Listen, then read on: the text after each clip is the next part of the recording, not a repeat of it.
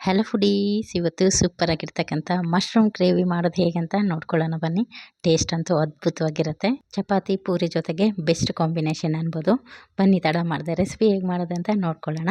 ಒಂದು ಬಾಣಲಿ ಇಟ್ಕೊಂಡು ಅದಕ್ಕೆ 2 ಟೇಬಲ್ ಸ್ಪೂನ್ ಎಣ್ಣೆ ಸೇರಿಸ್ಕೊಂಡಿದ್ದೀನಿ. ಅದಾದ ನಂತರ 1 ಸ್ಪೂನು ಇಲ್ಲಿ ಜೀರಿಗೆ, 1 ಸ್ಪೂನಷ್ಟು ಸೋಂಪು, ಚಕ್ಕೆ, ಲವಂಗ ಇಷ್ಟನ್ನು ಸೇರಿಸ್ಕೊಂಡು 1-2 ಪಲಾವ್ ಎಲೆನೂ ಸಹ ಸೇರಿಸ್ಕೋಬೇಕಾಗತ್ತೆ. ಇದೆಲ್ಲ ಫ್ಲೇವರ್ ಬಿಟ್ಕೊಳ್ಳೋ ತನಕ ಬಾಡಿಸ್ಕೊಳ್ಳೋಣ. ಇದಾದ ನಂತರ 1-2 ಈರುಳ್ಳಿನ ಹೆಚ್ಚಿಟ್ಕೊಂಡಿರೋದು ಅದನ್ನು ಈಗ ಸೇರಿಸ್ಕೊಳ್ತಾ ಇದ್ದೀನಿ. ಈರುಳ್ಳಿ ಹಾಕಿದ್ದಾದಮೇಲೆ ಇದು ಚೆನ್ನಾಗಿ ಬೇಯಬೇಕು. ಇದನ್ನು ಸಣ್ಣ ಉರಿನಲ್ಲಿ ಆದಷ್ಟು ಸಣ್ಣ ಉರಿ ಇಟ್ಕೊಂಡು ಮಾಡ್ಕೊಳ್ಳಿ. ಯಾವುದೇ ಪದಾರ್ಥ ಮಾಡ್ಕೊಂಡಾಗ್ಲೂ ಅದರಲ್ಲಿರ್ತಕ್ಕಂಥ ನ್ಯೂಟ್ರಿಷನ್ ವ್ಯಾಲ್ಯೂಸು ಹೋಗೋದಿಲ್ಲ. ಹೈ ಫ್ಲೇಮ್ ಇಟ್ಕೊಂಡ್ರೆ ನೀವು ಬೇಗನೆ ಸೀದೋದಂಗೆ ಹಾಕ್ಬಿಟ್ಟು ಅದರಲ್ಲಿರ್ತಕ್ಕಂಥ ನ್ಯೂಟ್ರಿಷನ್ ವ್ಯಾಲ್ಯೂಸ್ ಎಲ್ಲ ಹೋಗುತ್ತೆ. ಹಾಗಾಗಿ ಅದಾದ ನಂತರ 2 ಟೊಮೊಟೊನ ಮಿಕ್ಸಿ ಜಾರಿಗೆ ಸೇರಿಸ್ಕೊಂಡಿದ್ದೀನಿ. ಹಾಗೆ ನೆನೆಸಿರ್ತಕ್ಕಂಥ ಗೋಡಂಬಿ ನೆನೆಸಿರೋದಾದರೂ ಸೇರಿಸ್ಕೊಬೋದು, ಅಥವಾ ನೀವು ಹಾಗೇನೂ ಫ್ರೆಶ್ ಆಗಿರೋದನ್ನು ಸಹ ಸೇರಿಸ್ಕೊಬೋದು. ಶುಂಠಿ ಹಾಗೆ ಬೆಳ್ಳುಳ್ಳಿ ಇಷ್ಟನ್ನು ಸೇರಿಸ್ಕೊಂಡು ಇದನ್ನ ನುಣ್ಣಗೆ ಪೇಸ್ಟ್ ಮಾಡ್ಕೊಂಬರೋಣ. ನೋಡಿ ಎಷ್ಟು ಚೆನ್ನಾಗಿ ಎಷ್ಟು ಕಲರ್ಫುಲ್ಲಾಗಿ ಬಂದಿದೆ ಅಂತ. ಈಗ ನಾವು ಆಲ್ರೆಡಿ ಈರುಳ್ಳಿ ಬೇಯಲಿಕ್ಕೆ ಬಿಟ್ಟಿದ್ವಲ್ಲ, ನೋಡಿ ಚೆನ್ನಾಗಿ ಬೆಂದು ರೆಡಿ ಇದೆ. ಈ ಒಗ್ಗರಣೆಗೆ ನಾವು ರೆಡಿ ಮಾಡಿರ್ತಕ್ಕಂಥ ಮಸಾಲ ಪೇಸ್ಟ್ ಏನಿದೆ ನೋಡಿ ಅದನ್ನು ಸೇರಿಸ್ಕೋಬೇಕಾಗತ್ತೆ. ಈ ಒಂದು ಪೇಸ್ಟ್ ಏನಿದೆ ಇದೇನೇ ಗ್ರೇವಿಗೆ ಒಂದೊಳ್ಳೆ ಟೇಸ್ಟ್ ಕೊಡುತ್ತೆ ಅನ್ಬೋದು. ಇದನ್ನು ಹಾಕ್ಕೊಂಡಾದ್ಮೇಲೆ ಚೆನ್ನಾಗಿ ಇದನ್ನು ಬಾಡಿಸ್ಕೋಬೇಕಾಗತ್ತೆ. ಎಣ್ಣೆ ತೇಲ್ಕೊಂಬರಬೇಕು, ಅಲ್ಲಿ ತನಕ ಇದನ್ನ ಚೆನ್ನಾಗಿ ಸಣ್ಣ ಉರಿನಲ್ಲಿ ಬೇಯಿಸ್ಕೋಬೇಕಾಗತ್ತೆ. ನೋಡಿ ಚೆನ್ನಾಗಿ ಎಣ್ಣೆ ಎಲ್ಲ ತೇಲ್ಕೊಂಬಂದಿದೆಯಲ್ಲ.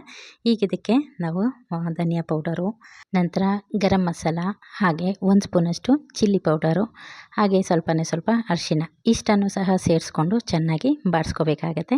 ಹಾಗೆ ಗ್ರೇವಿಗೆ ಎಷ್ಟು ಬೇಕು ನೋಡಿ ಅಷ್ಟು ನೀವು ನೋಡಿಕೊಂಡು ಎಷ್ಟು ಗ್ರೇವಿ ಮಾಡ್ತಾಯಿದ್ದೀರಾ ಅದ್ರ ಪ್ರಕಾರ ರುಚಿಗೆ ತಕ್ಕಷ್ಟು ಉಪ್ಪನ್ನು ಸಹ ಸೇರಿಸ್ಕೊಂಡು ಹಾಕಿರ್ತಕ್ಕಂಥ ಮಸಾಲ ಪದಾರ್ಥಗಳೆಲ್ಲ ಹೊಂದ್ಕೋಬೇಕು. ಆ ರೀತಿ ಒಂದೊಳ್ಳೆ ಮಿಕ್ಸ್ ಕೊಟ್ಬಿಡೋಣ. ಈಗ ಇದಾದ ನಂತರ ಇದಕ್ಕೆ ಮಶ್ರೂಮು ಆಲ್ರೆಡಿ ಕ್ಲೀನ್ ಮಾಡಿಬಿಟ್ಟು ಇದನ್ನು ರೆಡಿಯಾಗಿ ಇಟ್ಕೊಂಡಿದ್ರೆ ಬೇಗನೆ ಆಗೋಗುತ್ತೆ. ನೋಡಿ ತೊಳೆದ್ಬಿಟ್ಟು ಚೆನ್ನಾಗಿ ಇದನ್ನು ಕಟ್ ಮಾಡಿಬಿಟ್ಟು ರೆಡಿ ಇಟ್ಕೊಂಡಿದ್ದೀನಿ. ಈಗ ಈ ಮಸಾಲ ಪದಾರ್ಥ ಜೊತೆಗೆ ಇದನ್ನು ಸಹ ಬಾಣಲಿಗೆ ಸೇರಿಸ್ಕೊಂಡ್ಬಿಡೋಣ. ಇದು ಸೇರಿಸ್ಕೊಂಡಾದ್ಮೇಲೆ 2 ನಿಮಿಷ ಇದನ್ನು ಚೆನ್ನಾಗಿ ಬಾಡಿಸ್ಕೋಬೇಕಾಗತ್ತೆ.